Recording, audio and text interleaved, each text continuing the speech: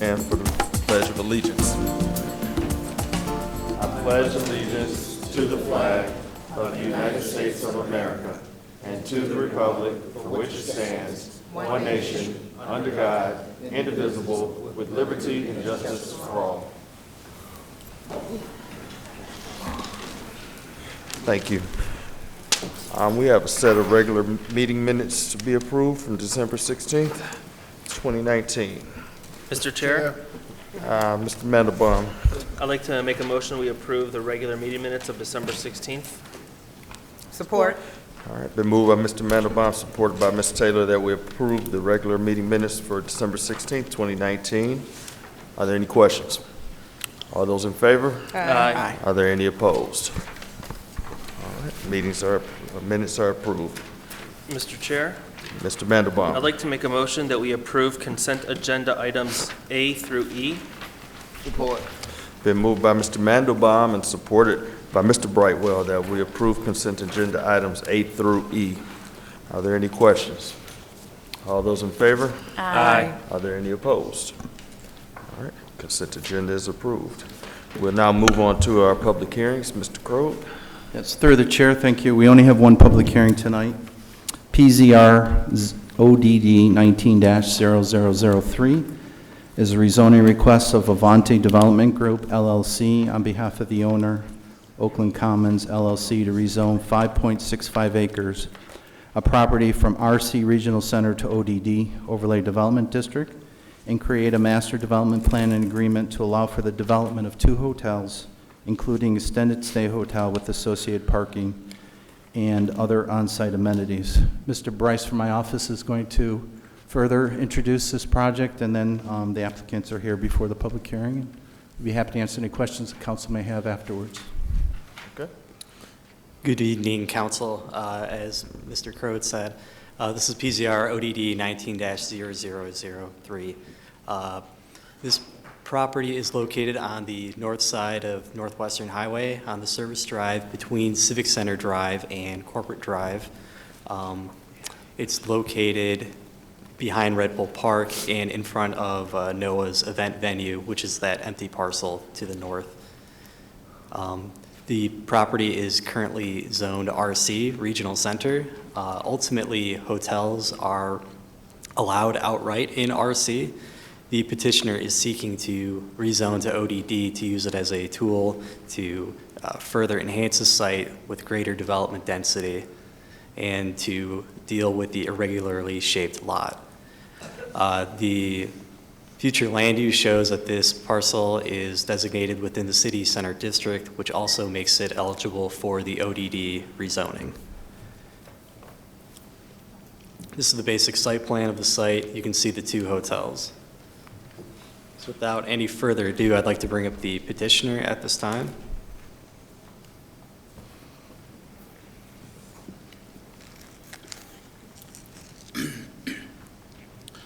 Hello, everyone. Hello. Mike Abdulnor with MHS Group, 35 West Long Lake Road, Bloomfield Hills, Michigan, 48304. MHS Group is very proud to be proposing this project. The 5.65 parcel that is located right behind the beautiful landmark, Red Bull Park, consists of 2 hotel properties. One is a Hampton Inn by Hilton, and the other is a long-term stay property, Staybridge Suites by IHG.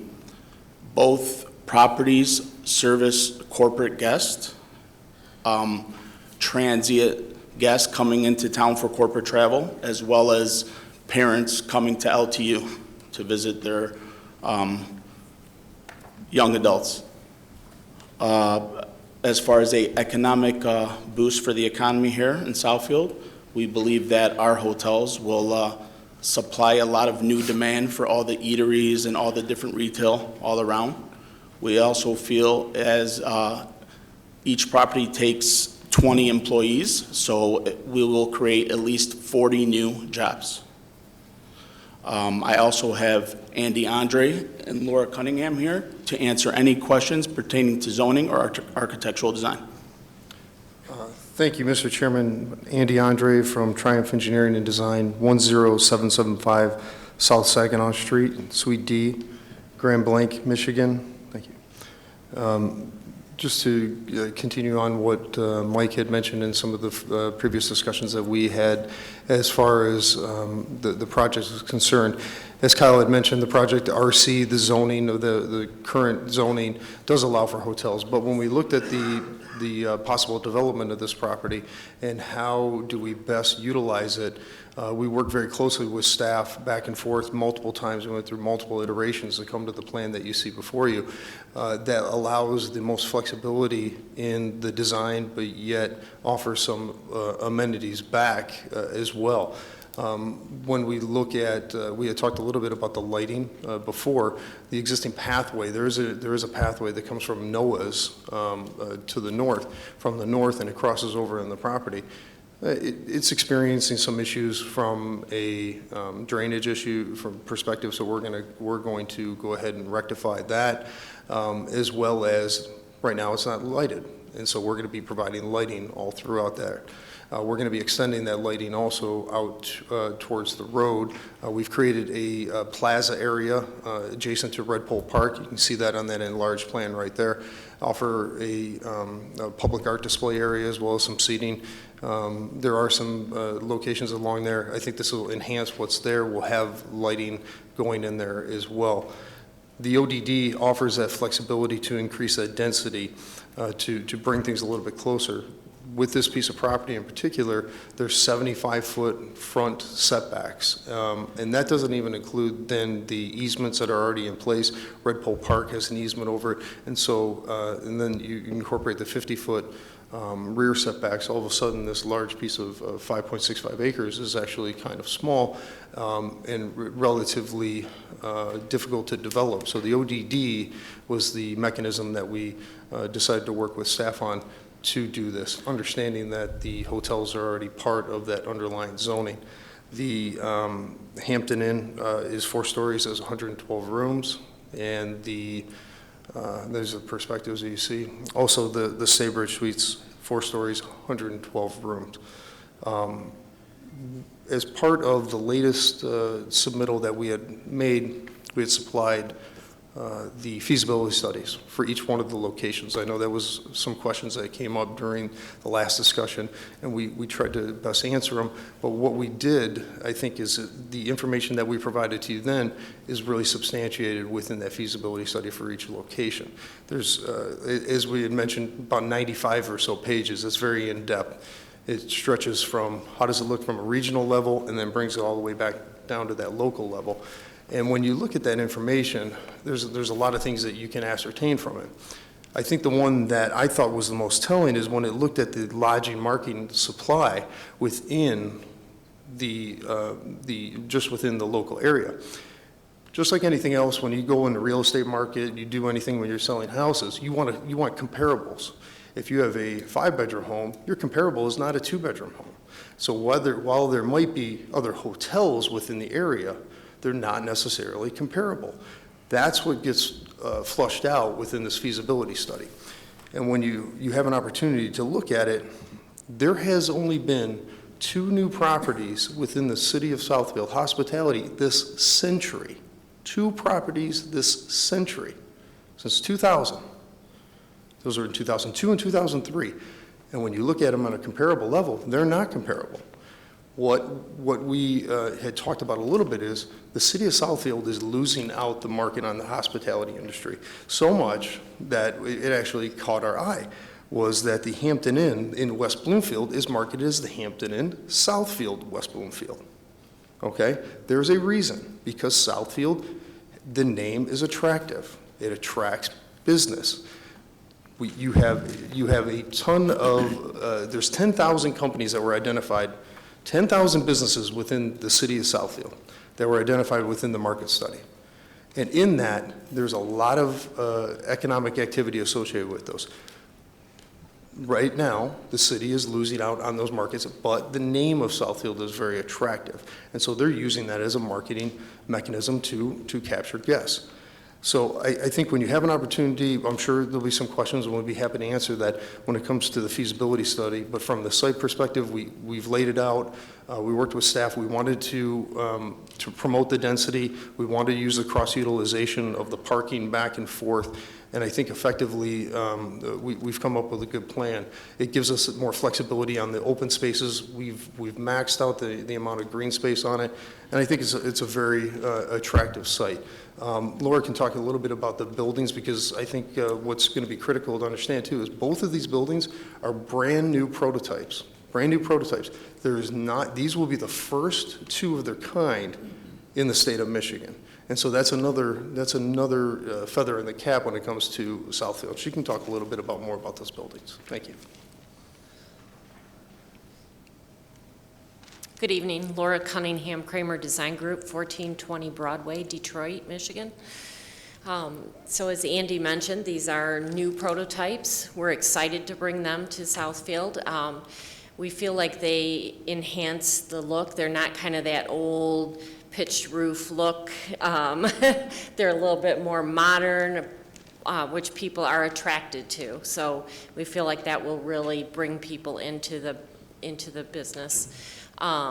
They are less ephes than most hotels. They have a lot of masonry or stone around the facades, so I think that's more attractive to a lot of people also.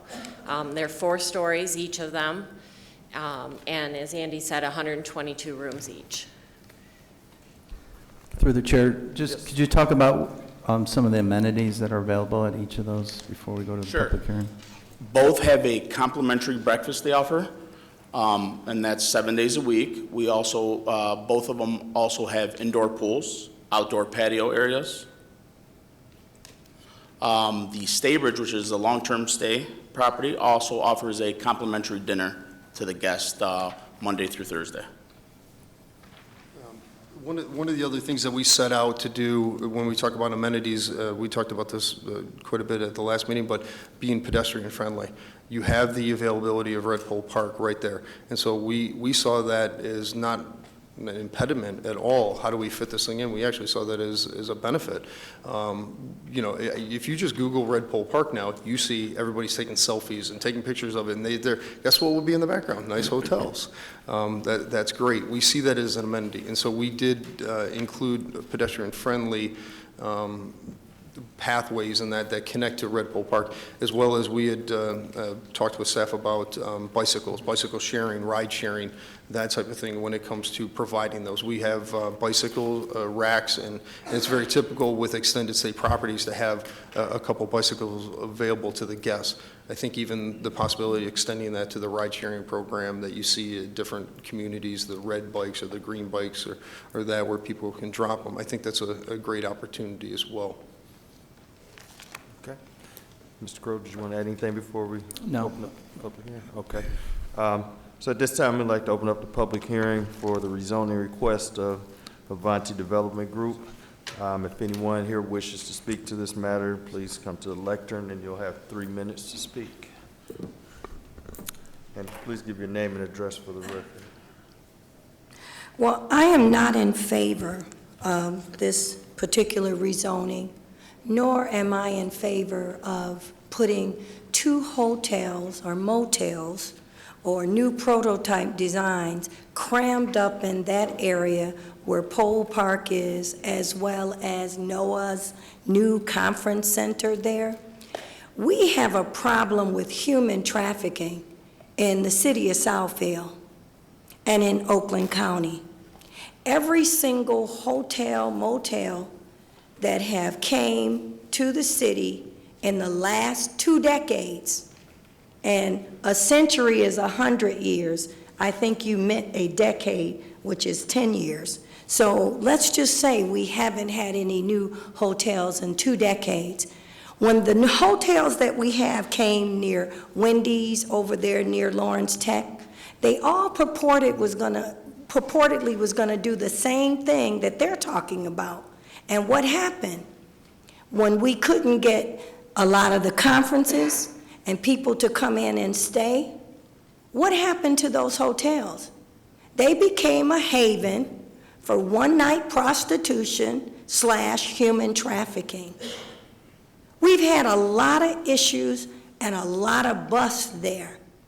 What I would like to see them do is partner with some of the hotels that do not know how to market, put some money into redeveloping their facade, and show them how to attract business. I am not in favor of this. We've got the Westin Hotel right there on the on the Service Drive. We got 3 near Wendy's, which is across the street from Lawrence Tech. Why don't you take these hotels and put them at 8 Mile on the border so that you can pull some of that Detroit conference traffic to 8 Mile? We're trying to populate and revitalize Northland. Why is everybody trying to go north of City Hall? Put these hotels in your DDA over there where we want a new police precinct, right there at Mount Vernon and Greenfield. Why don't you put the hotel somewhere over there? I'm just not in favor of this. I'm not in favor of the rezoning. I'm tired of hearing how our place is going to be upscale and it's going to be to attract corporate people. All of them said that, and they have all failed with the exception of the Westin Hotel. We've got hotels down there on Berg Road. When they're not being populated by the conferences, the pimps is renting the rooms. We got right there at Telegraph, Marvin Your time Gardens is and up. Red Roof Inn. We've had Time is problems up. there. Your time is up. I'm not in favor of this, and I'm gonna ask the people not to Thank you. support Your it. time My is time up. wasn't up yet, it Yes, just it was. rained. I'm So sitting you here got looking it, but at it rained. I'm looking at it. But right it now. rained. It rained. So let me wait till the rain stops. This is a public hearing. If there's anyone else that would like to speak to the rezoning request of Avanti Development Group, please come forward. You'll have 3 minutes. Seeing none, public hearing is closed. Council, any comments? Yes, Ms. Morris. So, at the last meeting where you presented, we did request the feasibility study. In particular, we wanted to look at, I think, the drill down information for the local environment. Did you provide that? Do you have that today, or? Through the chair, I did provide that to all the council members last week. I didn't see it in my packet. No, he emailed it. Oh, you emailed it, okay. I didn't see that, okay. Can I have that copy? Yeah. Okay, thank you so much. And then I had another question about, we just talked about approving Middle Point to develop across the street. And in that development, they're proposing a hotel. And so to the city planner, I'm just wondering, are we developing too many hotels? Well, the analogy I like to give is if you have an evergreen tree, you have different birds living at different niches in that tree. They don't compete with each other. This is at a certain price point and to a certain business clientele. The proposed hotel across the street is just that at this point, a proposal. We talked about a boutique hotel across the street, which would be significantly different than the product that these gentlemen are offering. I believe if you look closely at the marketing study, it does show and confirm that there's a need for these 2 types of hotels in this market. Obviously, there's a certain saturation point, but I don't think the Westin and these hotels and some of the other ones that were mentioned tonight, they're not competing with each other because they have different price points and different amenities that they're offering to different.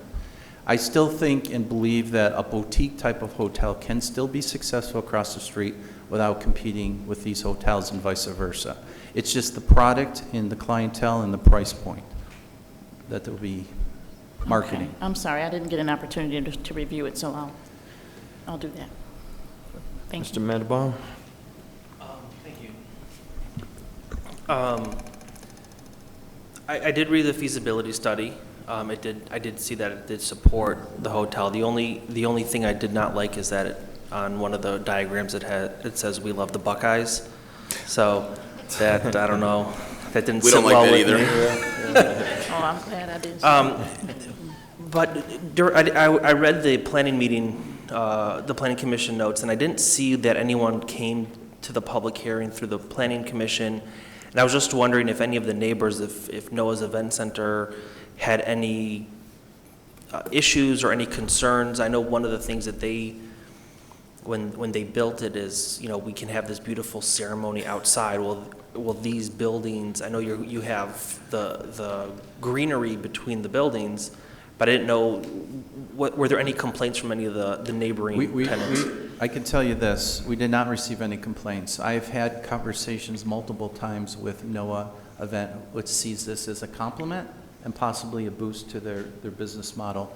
And if you look at the site plan, there's the main pathway that was installed at their time, but we made sure that the hotels had a pedestrian connection directly into their lot. We did talk about shared parking, reciprocal parking agreement, but the access from Town Square Drive is a short hop, but I could actually see guests at both venues walking between the two facilities.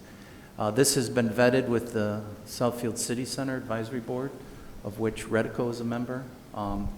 All of the board and businesses that are represented by the City Center have been supportive and positive. We've been sharing this information over the last several months with them. And Lawrence Tech sees this as a positive because that will further enhance their student athletes, parents, and visitors coming. And I will say on a personal note, when I first started here, this property has been fallow for over 10 years. And we've seen 3 successful developments with Noah's, Truck Light, and now this. And part and parcel, I like to think that we collectively, by making the investment in the public realm, has brought greater exposure to these sites. And each of these have complemented each other. And we've had 3 major developments in the last 2 years with these 3 parcels combined. Right. So even though you said Noah sees this as a compliment, they can boost their events as people have somewhere to go, there's still no direct access between the two. There is that pathway, but it doesn't go like from the parking lot into Noah's. If you see, if you could draw the drive that goes right out, if you could use the pointer. Yep, right there. There's direct access to Town Square. Right from the parking lot. So they still have to go out to the street. It's that internal drive, and they have to drive about 200 feet to enter into the parking lot. Right, but there's no, and if they wanted to walk, they'd have to walk around. No, there's a direct sidewalk connection. Oh. They don't even have to cross the road. I did not see that. Got it. Okay. I mean, we took all that into account. Right. Okay, thank you. Ms. Taylor? Yes, thank you. I did have a couple of questions. I read the Planning Commission's notes, and I noticed that you will not have a conference room at either hotel if this is approved. Is that correct? That's correct. As far as the conference room is concerned, we have meeting rooms, board rooms, that type of thing that are available to the guests that typically fit 12 to 15 people is fairly typical at each one of these locations, but not an overall conference center. Okay, so you will have a conference room, but it will only be for the guests that's there? That's usually who's going to be using it, but obviously it can be available to outside guests as well. Yes. Okay. And pool access, is it available to ADA? Is it ADA compliant? Yes, everything within the facility is ADA compliant. For both hotels, there's ADA dedicated rooms, as well as all the access points are ADA compliant. And I'm understanding that the ADA rooms are upstairs. Can you help me understand why? Is there a spread between them? You want to talk about that a little bit? Yeah, so you have to provide an equal spread of rooms and throughout the building. You can't just have them all on the lower level. So they kind of vary throughout the building. There's 7 in each building. Okay, so they're on various floors is what you're Yes, saying? It's not various just sizes of rooms and various floors.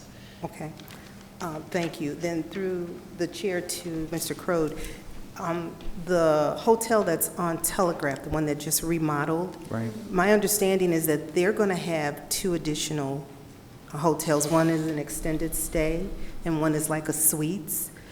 Do we know where they are? Well, I believe I looked up this information earlier today.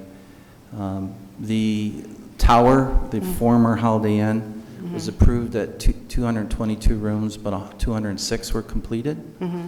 They are currently working on the 5-story hotel in the back, which has, is going to provide 87 rooms. And then eventually, this is a future phase, they haven't come in for approval, 23 of the larger extended stay. But that is still down the road. And again, even within their own hotel complex there, they have the shared amenities, but each hotel is a different price point and amenity point. So they're not offering the same, it's not a total of 300 some rooms. They're different levels. Okay. Now, they are advertising restaurants and that for the one on Telegraph. Do you have, I know you'll be having food for the guests there, but will you have any, like a restaurant where someone that's not at the hotel can go in and have dinner or whatever? So you don't have any? Not an independent. Okay. If I could, I believe the Best Western model, because they have the banquet facility, that restaurant not only is a standalone restaurant, they provide all the catering services for the banquet facility and hotel guests. So that's a different model than what's being proposed here. Okay. And can you tell me, and I'm not looking for names or anything like that, but with the development that you know of that's coming into the city, do we have more hotels? Because I don't want us to become overrun with hotels. Right. I know that there's a need. There always has been, and we've had several conversations about it, but with the ones that's proposed on Telegraph, the one that's proposed across the street, they're bringing 2 more with what we already have. I'm not concerned that we're oversaturated at this point. And again, whatever's proposed across the street is just that, a proposal. I believe what you approved tonight is a feasibility of 6 to 9 months to see what's available. Correct. And when another hotel was considering across the street, they wanted to have 2.5 to 3.5 acres standalone, so they could have their traditional. That small site wouldn't support that kind of density unless it's a boutique hotel or something that's integrated with mixed use. The only other area that we've had some interest in a freestanding hotel, similar to what's being proposed, is at the Northland development.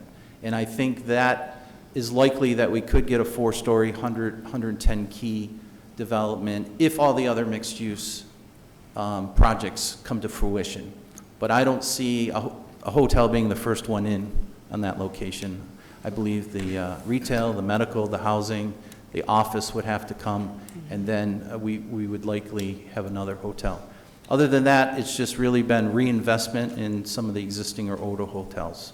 We have not seen any proposed new development other than this at this point. Okay, thank you. Mr. Brightwell?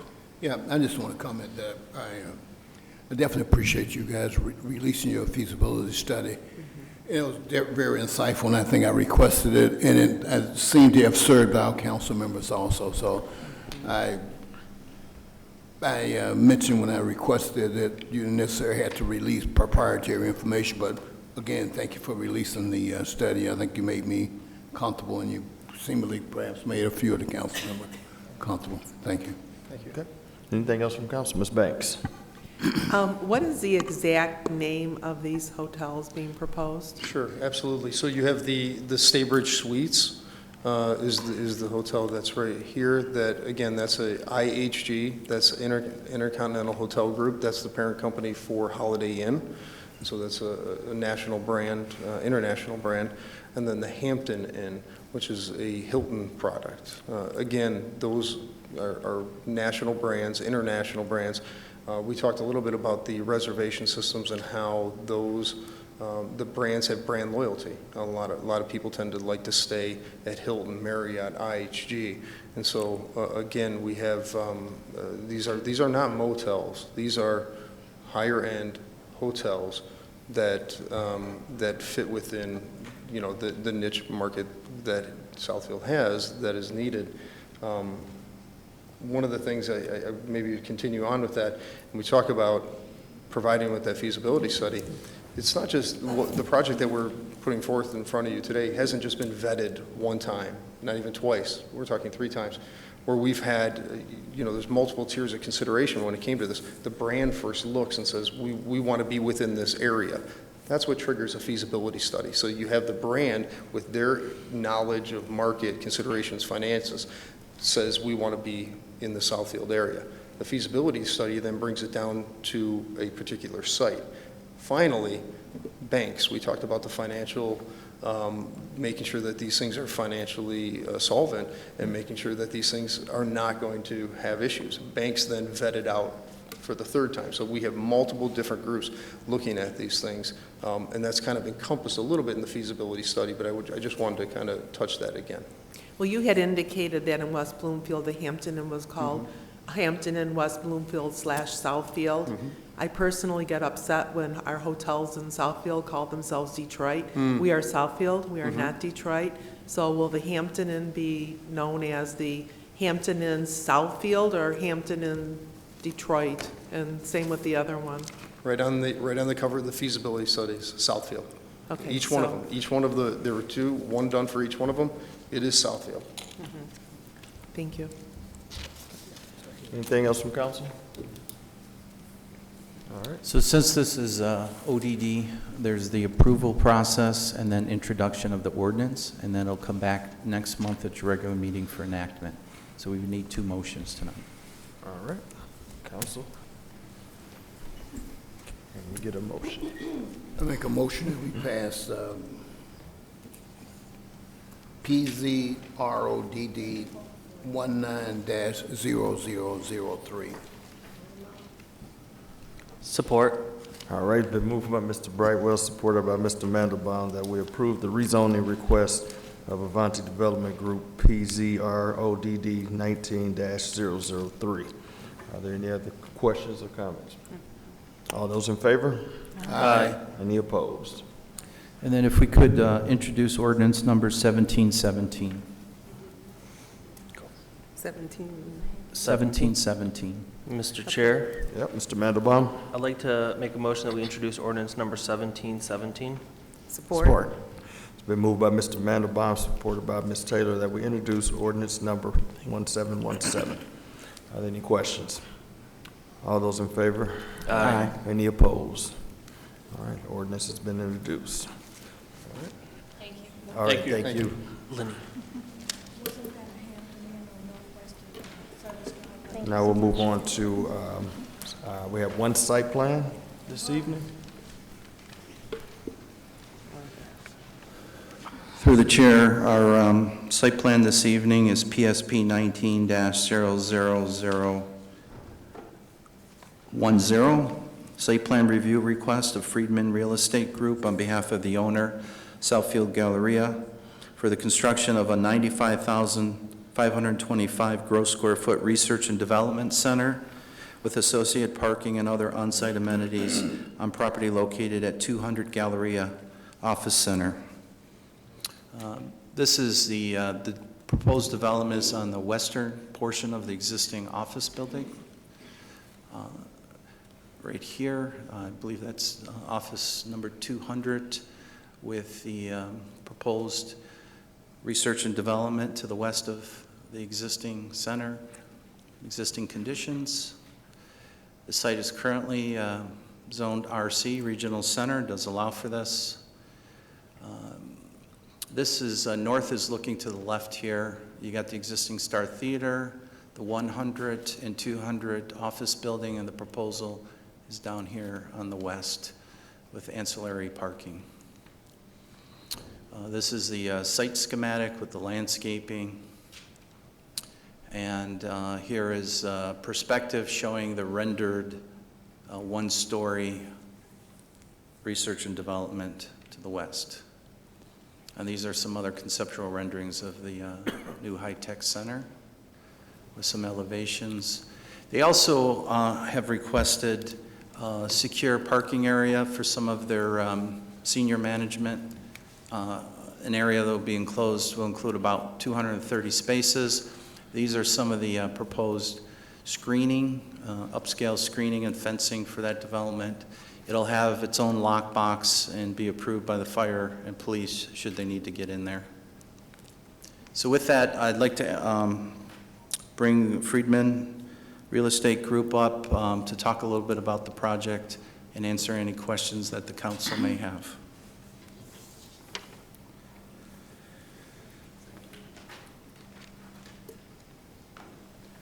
Oh, sorry, Terry. Thank you, Terry. My name is David Friedman. I represent Friedman Real Estate Group and the ownership of Galleria Office Center. Our offices are located at 34975 West 12 Mile Road, Farmington Hills, Michigan. I'm here with Warren Hudson today. Good evening. Thank you very much, Terry, for the presentation and all the help along the way to get us here tonight. Friedman Management Company took over the Galleria complex about 5 years ago. And since we've done that, we've really worked to transform the property from sort of a tired 1980s office product into a really first-rate property. When we started out, we had about 45% occupancy. And through spending millions of dollars remodeling the common spaces, the exterior, the interior, we're really working hard to improve this property. The plan before you this evening is a monumental opportunity for us as well as the city of Southfield. We're working with a Fortune 500 company who would put their operation here in this building. They would take the entirety of the 200 building, which is sort of in the middle, the entirety of the new tech center to the west, and part of the 100 building. One of the requirements for this company to locate here is the creation of this 85,000 square foot tech center. After the building is constructed, just to hit on a couple of the key points that have come up in discussions with planning and with the commission, after this building is constructed, the site will still have in excess of 600 parking spaces over and above what was required by the ordinance. So you can see the property, when it was originally developed, had an excess of parking. We are also adding no net impervious surface to the property. So we're taking pavement and we're putting a building there. We're not adding any roof or building or paving to where there wasn't any before. Other than that, we think that this is a great opportunity for the property and for the city as a whole. I think our architect worked really, really well to put together a plan that is cohesive and harmonious with the rest of the building. It doesn't look like just an addition. He did a really nice job tying in some of the architectural elements. And we really appreciate the time. So if you guys have any questions, we're more than happy to answer. I'm sorry. Oh, Terry brought up the most important piece. This company will be bringing about 1,800 jobs to the city of Southfield. So, which, just to be clear, it does. I mean, it sounds like a lot, and it is. It's a great opportunity, but this building, if it was cubicles from wall to wall, as some of the tenants were previously, it would actually be even more dense than that. So, while it's a great opportunity and it's going to be incredible to have those jobs there, it's not going to overburden the property or the parking or the general vicinity. Okay. All right, Council, any questions? Ms. Banks. Thank you. At the council site plan committee meeting, you had your application said that you were going to add 95,525 square feet of research and development building, and then you had indicated at that time that you were reducing that number to 85,000? Correct. So what is the correct number? The correct number is 85,000. After extensive meeting with the tenant's architectural firm, they decided that 85,000 was the correct number. So the plans before you tonight do reflect that change. And really all we did, the east wall of the building, so north of the existing building, that easterly wall of the new building has just shifted west. So it didn't really materially change the plan other than shifting that wall. Thank you. So question to the planner, should the recommended resolution reflect the correct number? Well, there's one of two ways to look at it. You could approve it for up to 95,000, or you could approve it at their revised. Since it was advertised for greater than what's being approved, we're okay. But if you are confident that that number is solid at the 85,000 and you don't need any... We'll leave the 95. Yeah, it just, sometimes with design engineering, sometimes those things fluctuate. So I'm comfortable either way that the council wants. I'd hate to have them have to come back for 5,000 square feet if it was originally submitted as 95,000. If the council would accept it, I think saying no greater than 95 or less than 95 would be great, because the planning commission did approve it at 95. Having said that, if you couldn't support that, I think we would take 85, but if we could have the flexibility of the extra 5,000 feet if it was needed, that would be much appreciated. So we could amend the, I'm going to read in the record anyways, I can say not to exceed 95,000. Okay, thank you. Okay. Anyone else? Yep, Mr. Mandelbaum? Thank you. I think it's a great plan. There's definitely too much parking, so seeing that we're going to have bringing more tenants here is great. The one question, or I guess request that I would have, is with the fenced-in parking. Based on the pictures, there were 3 pictures of potential fencing. I do not like the chain link with a tarp. You had the picture up there, so I think I like the top picture. This though is actually steel. That's actually steel, but that's not permitted with the. Oh, okay. I just want to make sure, because that would bring down the entire development. I think we agree. Understood. And we will work with staff to select a fence that will work for everybody. We're working with the tenant and their architectural firm right now to firm up exactly which look they're going for, but we will encourage, obviously, one of those, and we'll work with staff to approve one. Okay, thank you. Thank you. Anything else from council? I have Yes, Ms. Taylor. just one correction through the chair to Terry. Under the site plan, my name is misspelled on item number 6. You have me as Tyler. Oh, I'm sorry. That's okay. Okay, so Terry, you said you're going to read this? Yes, if I could, if you're ready. Yep.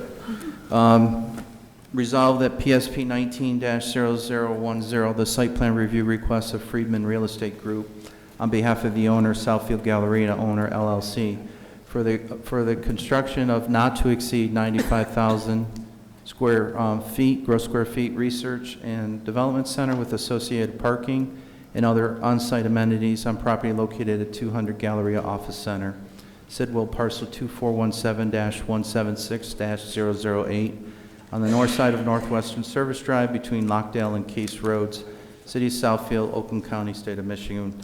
Be approved with the following conditions. Receipt of waivers from the Zoning Board of Appeals for 31.97 feet of rear yard setback, 81.67 required, 49.7 provided.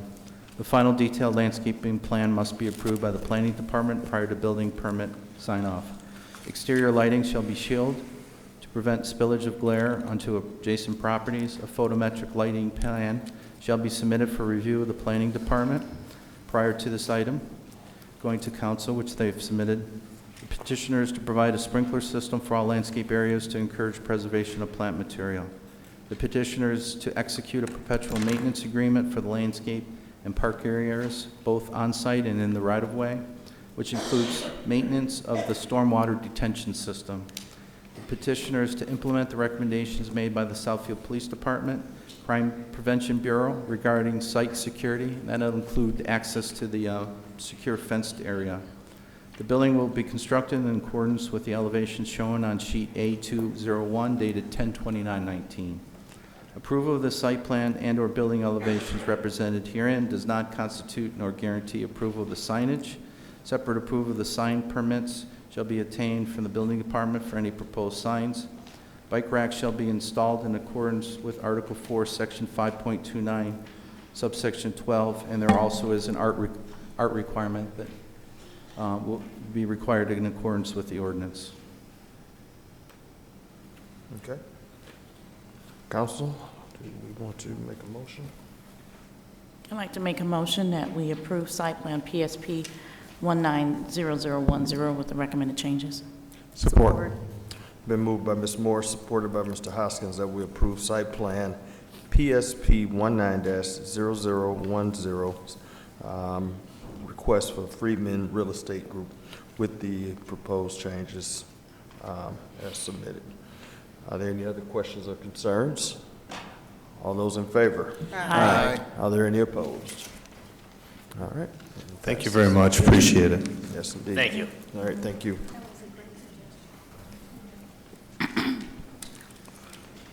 We'll now move on to our communications portion of the meeting. Our first request for communications is Pamela Gerald.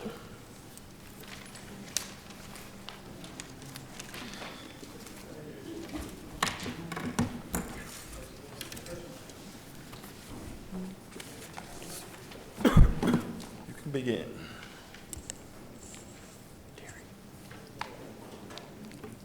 And where's the clock? Oh, it's still not working? Ours is working, I'm sorry. Can you restart the clock, please? I got these little cards, I'll be able to show you where you're at. How about that? I thought it was still, I thought it was working. Okay, we're just missing a piece on there, so. And let the whenever buzzer you're- go off before you say it. I don't want you to tell I me didn't even time have is my- up and then I didn't hear the even have ring buzzer. I afterwards. didn't even have my clock running, so I'm watching this one. Go right ahead. Okay, just wanted to remind the council people that were not here at the time, there used to be a Hampton Inn on Northwestern Service Drive over there by Toys R Us and Glassman. It didn't work. They changed the name. It didn't work. And now they're on the third name change. It went from the Hampton to the Baymont or something else, and now it's the Baymont or it's been changed. But, you know, if you want to be intellectually curious and check into that. I just want to get back to the talk about the charter. You know, we cannot keep making charter revisions to suit any of your political thirsts or any position that you may covet before you go pushing this down the voters' throats because you asked them if they wanted a change in the charter to not have primaries, and overwhelmingly, they voted yes to do away with the primary. I'm going to challenge all of you that said you keep getting calls. Provide the names of the people that's been calling you, asking you about that. And then I want to ask those people, did they vote yay or nay? Almost 7,000 said yes, whatever the statistics were. Madam Councilwoman knew, Ms. Banks? And the people said no. Overwhelmingly, it won. So what is the real motivation behind you guys wanting to put a primary in again? Take your time. Let the ink run off of your rubber stamp. Put a charter committee together and explore the option. I was a charter member in 1999 appointed by Councilman Sidney Lance, and may he rest in peace. We met once a week for over a year. We came up with suggested charter amendments, put 5 on the ballot, and my last count, they all passed. The difference is a committee can be appointed, a commission has to be elected on, or elected like in the city of Detroit. Don't do anything in a rush. You keep saying 2020 and everybody's all excited about 2020 and it's time for a change and we're gonna get that change. When you gonna get rid of your damn rubber stamp? When you gonna let the ink run off of that and change that? You gotta be more intellectually curious than you are. You guys are so quick to vote on something, like you did this amendment, Your time and is now up. you want to change it. Your time is up. Our next the request clock for go off? recognition is Did Gerard the clock go Mullen. off, I ask you a question? Your time was up. So the clock went off. I showed you every time. Okay, thank you. Yes, ma'am.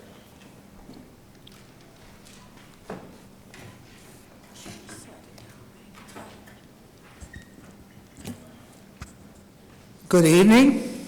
Good evening. Good evening. My name is Gerard Mullen, Southfield Citizens Oversight Committee. Post Office Box 155, Southfield, Michigan, 48037. Mr. Chairman, tonight I would like to talk about Section 4.6.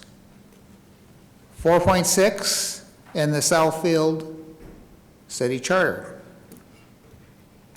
Section 4.6 deals with publishing summaries of council meetings. And I quote from Section 4.6. A summary of the council proceedings at each meeting shall be published in the official newspaper, unquote. The official newspaper for Southfield is the Southfield Sun. Sad to say, there was no published summary for the clandestine council meeting of last November 8th, the meeting that took place at noon Friday in council's study room. A summary of the proceedings for this meeting was never ever published in the Sun, the Southfield Sun, in violation of Section 4.6 of the city charter. Thank you. Thank you. Our next request for recognition is Sonia Simpson Gardner. Our next request for recognition is Maceo Rhodes. Our next request for recognition is Stacy Jackson.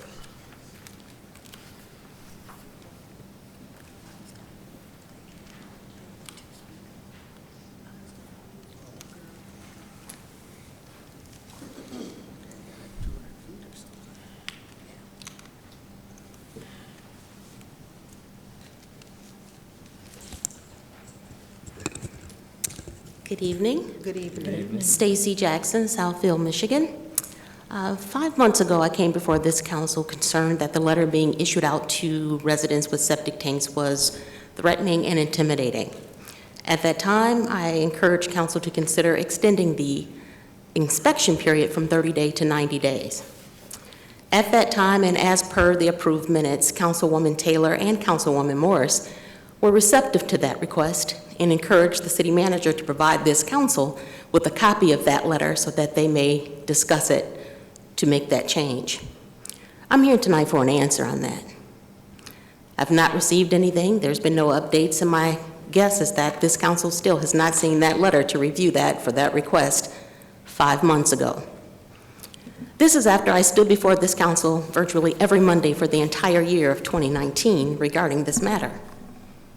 I am concerned about this, particularly as in December, there was a developer that stood before this council requesting basically to get a parcel of land comparable to those of the other residents for $5,000 and stepped to the very lectern to spew that the amounts for a septic tank were those amounts that I came to this podium virtually every Monday to discuss and was refuted. I'm concerned that the voices of the community are not being addressed. And quite frankly, as a human being, mine personally have been discarded. I watched as Greeks and Alphas came here to say that they wanted to hold a Juneteenth meeting for a week. Well, that celebration is wonderful. But the greatest sin of this nation remains American slavery. It is this nation's greatest original sin. And I'm afraid that that journey is, the tenets of that are being perpetuated in our local government and how it's applicated. Racism is here. It is throughout our courtroom, our police department, our city hall. What makes it better is that the people don't want it. That's why the world is better. It's not the policies. So tonight, I'm not asking you to consider it. I'm asking you to get it done. 1 year coming here about that is enough. 5 months to change a number from 3 to 9 and it not being done is unacceptable. What are you really going to do to address the concerns that I have that have been refuted constantly, but I'm proven right? I no longer have to come here to say that there's political bigotry and policy biases here. You're approving it. Answer it and resolve it. I am a human being. Our next request for recognition is Keith Harris.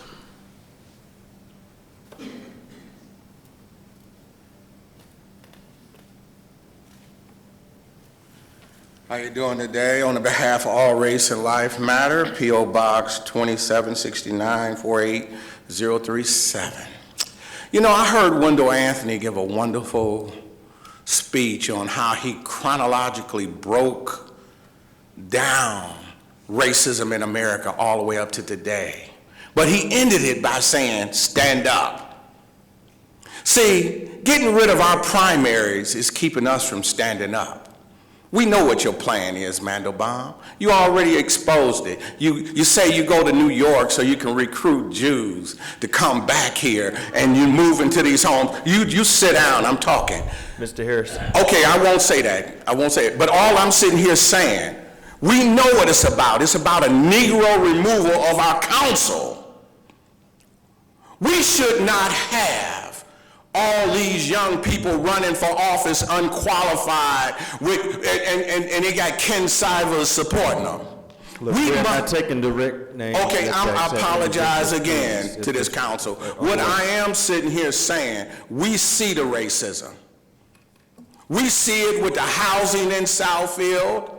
I was at a federal housing meeting and they spoke about this neighborhood nonprofit.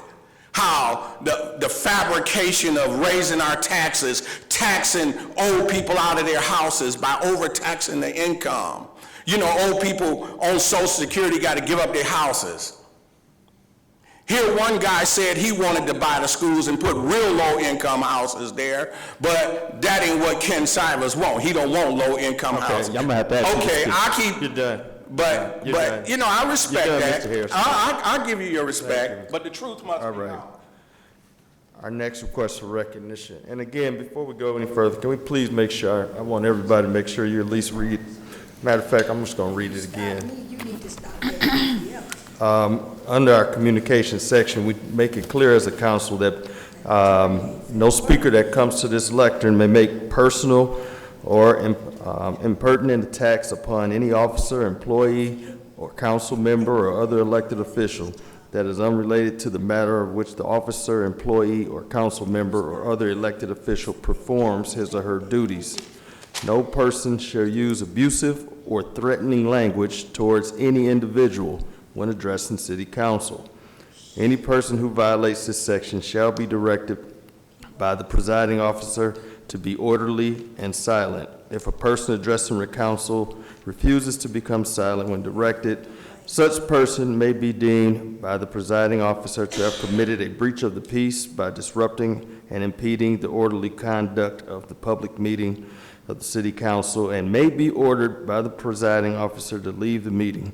If the person refuses to leave as directed, the presiding officer may direct any law enforcement officer who is present to escort the violator from the meeting.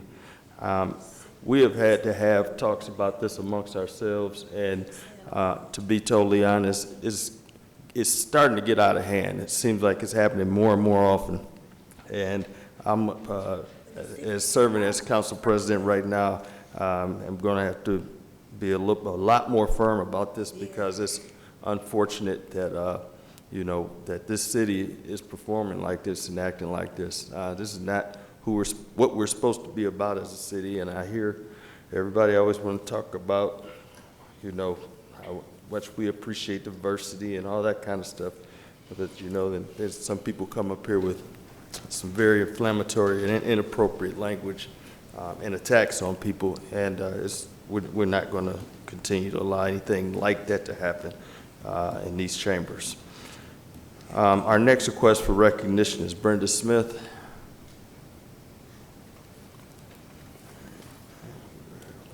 Our next request for recognition is Toby Rhodes.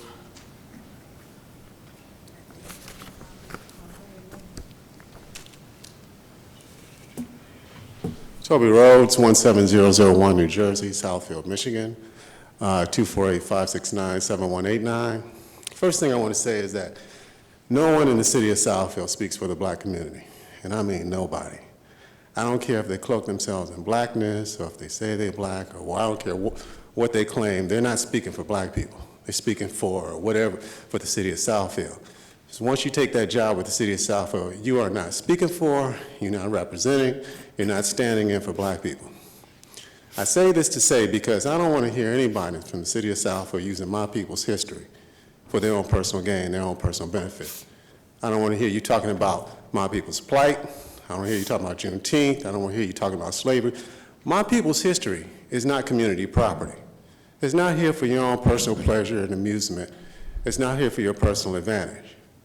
I don't want to hear anybody saying anything about my people without getting some permission from someone in the black community. Now, there's people who came before me who spoke. I mean, they can speak for the black community. I'm a spokesman for the black community. I mean, there are people who actually have interest in, well, I shouldn't say interest, but who can actually stand in legitimately for the black community. Nobody from the city of Southfield, once you take a job in the city of Southfield, you have no stand to speak for black people anymore. You've made your choice. You've chosen to side with the city of Southfield, not side with black people. Now, that's not to say the black community is hostile. Let's say we take the black clerk. Now, the black community looks at her and see that she got absolutely railroaded. I don't hear anybody on the city council defending her. I don't hear anybody from the city of Southfield defending her. She's getting absolutely railroaded by Becky, Melissa, and Amy. And nobody's standing up and talking about the injustice that's happening to her. I mean, it's outrageous what they're doing to her. I mean, it's not like she murdered somebody like the deputy chief. The black community despises the deputy chief. He murdered somebody. Can you again, please, Mr. Rose, again, we're not attacking individuals. Okay, you don't even know what deputy chief I'm talking about. You just want to be offended. That's all. You just don't want the black community to have any opportunity to speak, to say anything, but you want to disrespect our history, our heritage, our culture for your personal advantage. And I'm saying you can't sit up here as a part-timer and disrespect us like this in the city with our tax dollars. I mean, you've been doing this to me for 10 years, disrespecting. I'm just speaking. You agreed to give me 3 minutes to speak. I got my 3 minutes. I didn't interrupt you. I didn't talk about what you can and cannot say. I'm not paying, I'm literally paying your bills. You're not paying my bills. I don't want to hear the city of Southfield talk anything about the black community. Black History Month is coming up. I don't want to hear you say anything. You're not going to use my history. I'm a product of black history. I make black history. You're not going to use my history, my heritage, my culture for your personal advantage. You're going to sit up here and disrespect me in public and then you're going to turn around and use my people's history for your personal advantage? Well, I got a plan for that. You're not going to like it. But if you think you're going to disrespect the black community in public like this, you're just going to get away from it. Your time is up. Let's see what it gets you. Your time is up. Our next request for recognition is Lewis Williams. You need to get control of this, because I don't even know why we read this statement. I really don't. I really don't. Makes absolutely no sense. Good evening. Good evening. Good evening. Lewis Williams. I again want to express my opposition to the plan to sell a portion of the Northland property to a marijuana grow business for the purpose of selling medical marijuana. There are too many negatives related to this plan. One of the negatives is the likely increase in crime in the area surrounding such a business. Another negative is the likely negative impact on property values near such a business. I ask the council members to ask yourselves, how would you like to have a marijuana grow business, medical or otherwise, in your neighborhood? And I say that if you would not like, being honest, if you would not like such a business in your neighborhood, I urge you not to allow it in anybody else's neighborhood. If you allowed it in my neighborhood, I would not be happy with the council. Another concern is the increase in the likely increase of exposing our young people to marijuana by having such a business in our city. I am pleased that the city is not allowing recreational marijuana.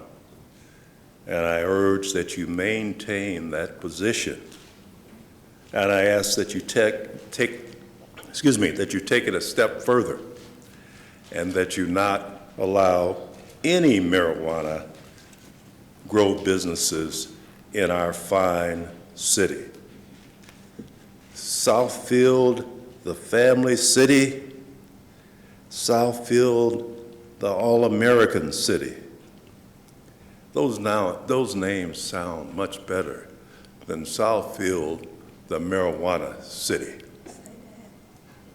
Thank you. Thank you. Our next request of recognition is Greg Keeler.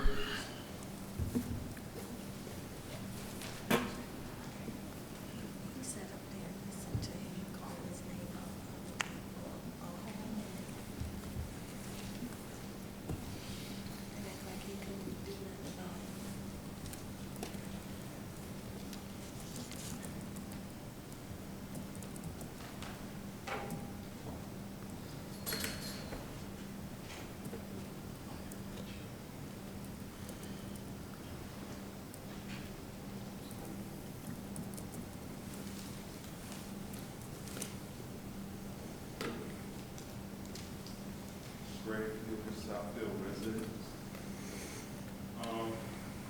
I happened to notice that in the Sun paper they had that the city building would be going up under renovations. What I didn't see in there was any renovations that would make this building accessible by handicaps. If you were to come to this building and wanted to attend one of these meetings, you could not attend it because more than likely you would have to park a block away from here, as I did today, in the dark, with a handicap spot there. Not in front of this building, but a block away. One of the biggest complaints when I went to a fair housing meeting was being accessible to go to different meetings and go to different events and go to different things that were available to everyone else that were not available to handicap.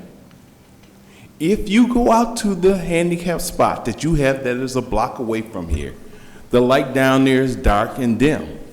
If you'd have fell 2 weeks ago when it snowed outside, now that it didn't rain and the snow has gone, you might find you out there laying on the ground.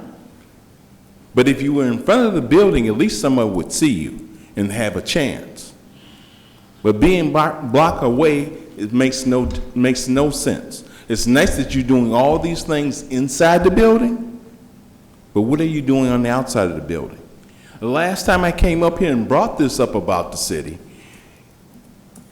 the library was put down. But the library, if you're handicapped, the first 2 rows, or the first row, both sides are handicapped. The door to walk in, handicap accessible. You don't even have to push a button. You can walk straight in. But over here, you have steps, you have a long peak to walk up. I've met a couple of people who've lost their wind trying to get to this building. So this building, as far as all the things that are being done and looked at, and I'm glad Mr. Zorn and I'm glad that our assistant administrator are looking at the updates, but what about the outside? What about security for somebody handicapped coming to this building if they had to walk that far to get here? Are you truly looking at it? And then the second thing I have to say is then with the buildings that you're looking at on the other side of Northwestern Highway, for Lawrence Tech and everything else, they're going to have sewer lines. How come I can't have one? Our next request for recognition is Joe Person.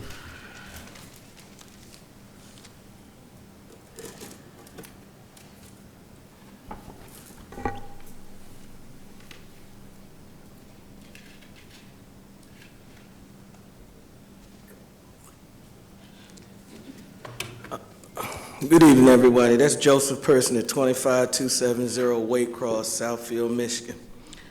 You know, I listened to the meeting tonight, and I'm reminded of some things that were told to us in the other chambers.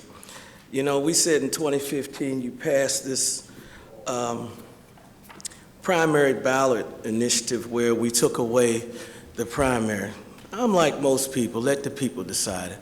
I don't like suppression of votes. It doesn't matter how it looks bad. A question was asked, were some of those people that called some of the city councilmen? Well, 2 or 3 of y'all got an ear from me, and y'all know I ain't playing.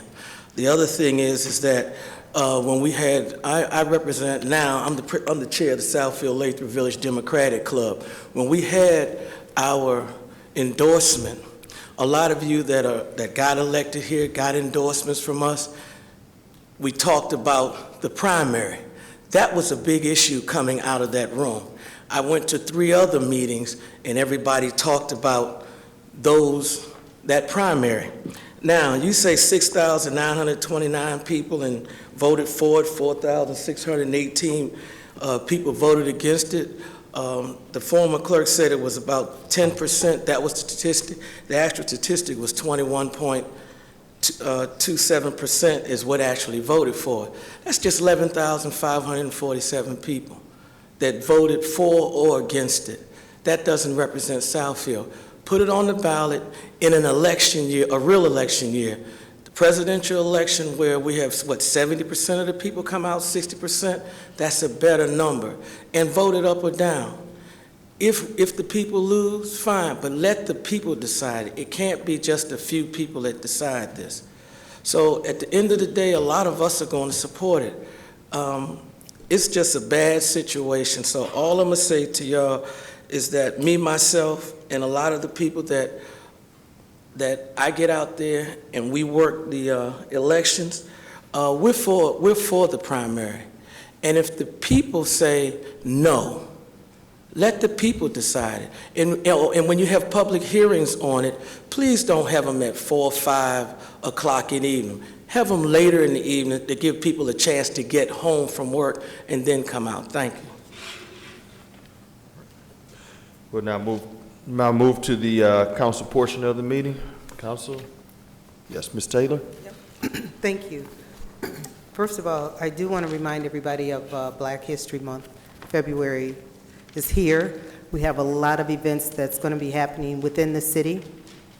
The library, if you've had an opportunity to go through there, has already put up posters all on every single floor. Just to go through there and just look at all the portraits and read about each person there is exciting. There's a lot of events that will be happening at the library, so please take time out to go and attend some of the things that they have there. Parks and Rec will have a whole agenda of things throughout the month of February. One highlight that I like to bring forward or remind people or ask you to attend is their movie night. This year, I think they're going to be showing the movie 13. It's a very, very enlightening movie, and I think all of us would enjoy it. So I hope we partake of some of the events that will be happening throughout the month of February. Also, I'd like to remind everybody about the 2020 census that will be starting. The mayor and I are on that committee, and I'm sure he'll speak more of it, but I do hope that all of us partake in the census because it's so important, and it really determines a lot of the monies that the federal government will give us, but it also determines the redistricting, that the way the seats that we have and the number of votes that we can have. And just it goes down to the local level even on how much monies is given to the cities to use for various things that we need. So I'm just going to keep reminding everyone about the 2020 census and ask us to remember to participate in that. I also wanted to bring up the septic tanks because Ms. Jackson has been coming before this council. We have spoke about several things, and I know, again, one of the things that we constantly say is that we talk about things, but we are not doing a good enough job of getting information back to the public. One of the things we were going to do was that septic tank information and presentation, and I think we should make sure that we invite Stacy and her husband so that they can hear what we've talked about and what plans you have. But also, we did ask if we could have that letter rewritten because we agreed that there was some language in there that was kind of different, and we wanted to ensure that the time was extended. I don't know where we ended up with that because of various things that went on throughout the year, and we didn't get back, the end of the year, because this happened closer to the end of the year. So if we could have an update on those things, and then I believe we were going to do some kind of septic tank thing.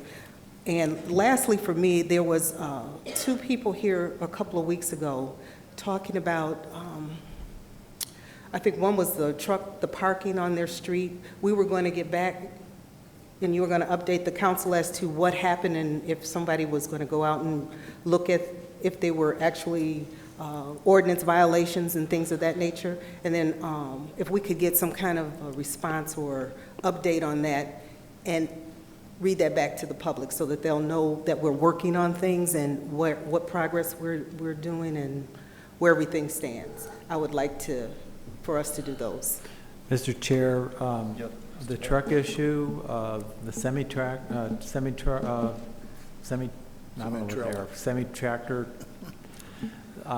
that has been addressed. Okay. There was an unlicensed one on the street and another one, and those were actually through Chief Barron. We got that resolved, and they're no longer there. If they're the ones that came to my office, there were 2. Mm-hmm. Thank you. And lastly, there was impeding traffic ordinance that was referred to the Legislative Committee. We will be meeting on Thursday, February 20th at 6 p.m. and to address that issue. So I promised that I would update you when we were going to be meeting on that. Councilman Brightwell, that's when we'll be meeting. All right, thank you. Yep, Ms. Morris. As chair of the Economic Development Committee, we meet the second Friday of every month at noon. And in our January meeting, we discussed our desire to attract and retain young people to our city, including those millennials between the ages of 25 and 40. So we're going to be developing a campaign that specifically targets that age group and have identified using the City Center's website as one of the tools to assist us with that effort. I'm sure this is going to be one of the action items that is a part of our strategic communications and marketing plan that we're going to be working on for 2021 as well. Thank you. All right, thank you. Yes, Mr. Brightwell. I got several things, but one good thing, I might be taking a little thunder from the city administrator, but our audit will be turned in on time this year, and the Finance Committee has been diligently working to make sure we turn our audit in on time for the last few years. The other thing I want to do is talk about is for veterans. The AARP put out a notice that 80% of veterans trying to be scammed. They are targeted because of their veteran benefits, and the scammers are trying to tap into those benefits to the veterans. The VA has put out a helpline, the identity helpline. Please call this particular line if you are interested in improving your identity theft. I will publish this, and obviously it'll be in the bookshelf outside. But if you give me a call by way of the clerk's office, I can give it to you directly. But the number is 1-855-578-5492. That's the VA identity theft line. And veterans are prime targets for scammers. And one other thing of note is very historic. This was announced on Martin Luther King Celebration Day, January 20th. It was announced nationwide. It wasn't necessarily announced here. But the United States Navy has aircraft carriers, and as you perhaps know, the aircraft carrier is the spear, the tip of the spear of our war machine. They are typically named for like Dwight Eisenhower, John F. Kennedy, George Washington, Harry S. Truman, Ronald Reagan. Those are just some of the names that are called our aircraft carrier. On January the 20th, the U.S. Navy name the future aircraft carrier the USS Doris Miller. Dory Miller is a war hero from 1942 at Pearl Harbor. And when I was growing up, his name was associated just right along with Joe Louis as being a very famous black person.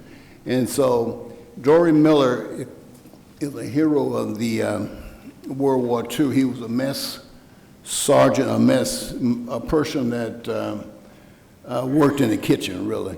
But during that particular war, he came out and manned one of the machine guns and shot down a couple of the Japanese warships attacking the forces at Pearl Harbor.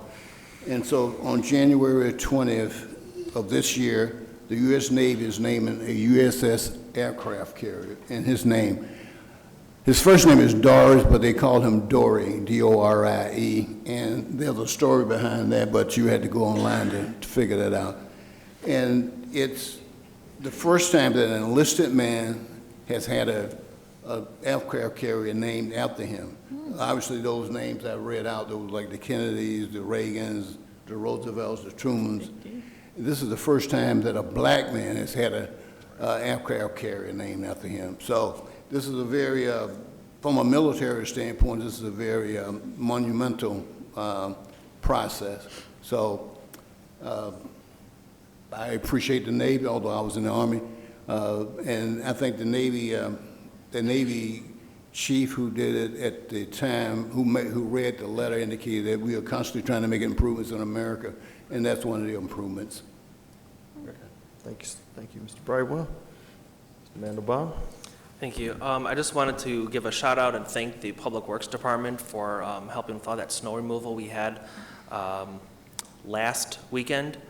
They were out there in force. They were getting the residential streets. They started plowing residential streets by Sunday morning, which was great. But just a couple reminders about the snow plowing, because I think it's one of the complaints that we always get is, why is my subdivision not plowed right away? But the city has approximately 250 miles of road to plow, and when there's at least 4 inches, and if there's more, it can take longer, but it takes an average of 36 hours to plow the entire city. So we just ask that people be patient. Obviously, if there's freezing rain, it takes even longer, but they work on the major city roads and county roads first, so all the mile roads, Evergreen, Southfield, Greenfield. After that, they work on the school bus and emergency routes, and then lastly, they work on residential streets. So again, please be patient and know that they will be getting to your neighborhood should we have another snowfall like that. Please remember, if you have a sidewalk, it has to be plowed, as well as if you have a crosswalk in front of your house, that ramp or that street edge must be shoveled so people can cross the street appropriately. And also, if you have a fire hydrant, it is advised to try to make sure that that's clear of snow, so if there is an emergency, the fire department can reach that. I also just wanted to mention that today is the International Holocaust Remembrance Day. I am fortunate that I am a grandchild of Holocaust survivors. And today it commemorates the 75th anniversary of the liberation of Auschwitz, one of the many camps that many people died. If you had a moment of silence for every person that died during the Holocaust, you'd be silent for about 11 and a half years. And being that today is International Holocaust Remembrance Day, I also wanted to mention that we do try to strive in our diversity here, but unfortunately sometimes it doesn't happen. And according to the FBI statistics from 2018, which is the most recent statistics that they have, religious hate crimes, anti-Semitic crimes are the top, with 57% of religious crimes being against the Jewish community. So hopefully we can work on educating everyone about the Holocaust, what constitutes something being anti-Semitic, and we can all learn to appreciate one another. Thank you. Thank you. Anyone else? All right, Mayor Sever. Good evening. First of all, between Ms. Taylor and I, we will, here to April, we're going to speak about the census. We have a very good committee, and we've broken up into subcommittees to target various areas of the city, as well as historically undercounted populations within the city. Our next, and again, the committee is open to anyone who wants to participate. The next meeting is February 6th. That's next week, Thursday at 5 o'clock in the council study room, and anyone is welcome to attend. Last Wednesday, I want to congratulate Chief Barron on putting on a very good, or launching his community harms program. This is he brought together a series of folks, everything from domestic violence, the Haven, to the school district, to the county prosecutor, and others, on working together to communicate and hopefully work to the reduction of whether it's illegal drugs or human trafficking or domestic violence. It was a very good press conference, very well attended. And then finally, I'd like to end this evening on some very good news. We heard last week from the United States Department of Interior that our application for Northland Gardens was approved, and we now have our second historic mid-century modern neighborhood in Southfield with the historic designation for earlier in the year Plumbrook Estates, and now Northland Gardens. At our Neighborhood Services Committee meeting last week, we talked about signage to indicate that these are indeed historic neighborhoods within the city of Southfield. That's all I have this evening. All right, thank you, Mr. Mayor. Anything from administration? Yes, Mr. President. With the consent of council leadership, on February 2nd, the COW, we will be presenting the audit to council. We'll come back on February 10th, which is a regular meeting, and present it on camera, an abbreviated version of the audit for the general public. Regarding the septic sewer item, I'll remind council we did a very extensive presentation to council in spring of 2019 at a committee of the whole. The administration has does have an abbreviated PowerPoint that we could present on screen, and frankly clarifying a number of the falsehoods, and things such as the average septic tank is about 13,000. No one has lost their home because of the septic tank installation.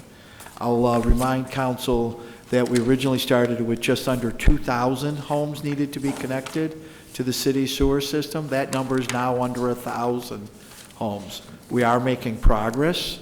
We'll also be asking to recapitalize, put additional funds from the water department into the program where we provide low-interest loans to people to connect to the sewer system, as well as assist in paying for the tap fee. The tap fee, which was originally, when the bonds were passed, the $38 million bonds, when the city borrowed that money back in the late 90s, had anticipated the average homeowner paying a little over $7,000. That fee was reduced to $5,000 in October of 2017.